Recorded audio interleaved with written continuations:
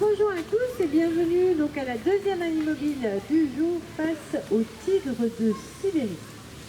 Alors je vais vous dire quelques généralités déjà sur les tigres à travers le monde, donc plutôt en Asie, puisqu'on va ne trouver que les tigres en Asie.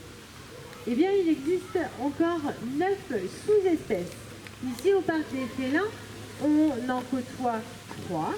Les plus petits qui sont les tigres de Sumatra, que vous verrez à la suite de votre visite. Les tigres de Malaisie, qui vont avoir un petit peu une taille intermédiaire. Et les plus gros, ici présents, les tigres de Sibérie, qui peuvent peser entre 300 et 350 kg à l'âge adulte.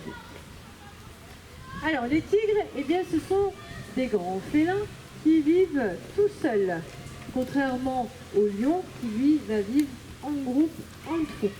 Donc ils ont plein de choses à faire, ces félins. Là, dans cet enclos, vous avez un mâle et une femelle, mais il n'y a pas de reproduction dans cet enclos, puisque c'est le frère et la sœur. Ils sont nés chez nous et on a choisi de les garder, plutôt que de les faire partir habituellement, comme les autres, dans les parcs zoologiques. Donc, dans la nature, eh bien, ce sont des félins qui pourraient se croiser à certains moments. La plupart du temps, ils vivent tout seuls et un mâle adulte va avoir un très grand territoire. Un tigre, un mâle, va avoir un territoire de 1200 km², qui est quand même très grand. C'est un félin qui est capable de parcourir près de 150 km. 150 km pour chasser une proie. Et pour ça, eh bien, il faut qu'il ait plusieurs techniques. Alors à votre avis, est-ce que c'est un félin qui va plutôt chasser de face, en affrontant sa proie, ou plutôt par l'arrière? Donc il va se cacher, se camoufler et sauter sur sa proie à la dernière minute? Qui pense ça? Levez la main.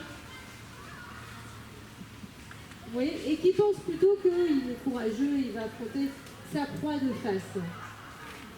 Personne? Eh bien, vous êtes de face? Non, c'est plutôt vers l'arrière. Alors justement, j'ai quelques petits outils pour que vous puissiez comprendre ce qu'il en est. Là, vous avez une corne de cerf axis.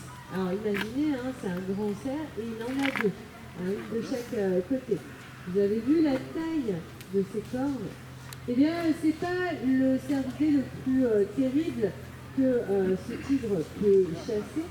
C'est un félin qui peut chasser un grand bovin qu'on appelle le gore, qui fait plus de 1000 kg et qui lui aussi va avoir des cornes. Donc il faut quand même être un peu stratégique pour pouvoir chasser. Donc effectivement, l'affrontement se fait plutôt par arrière, par surprise. Alors c'est un félin qui a la capacité de très bien se camoufler, puisqu'il va avoir cette belle rayure et ce pelage adapté à l'environnement. Le tigre de Sibérie, par rapport aux autres tigres que vous allez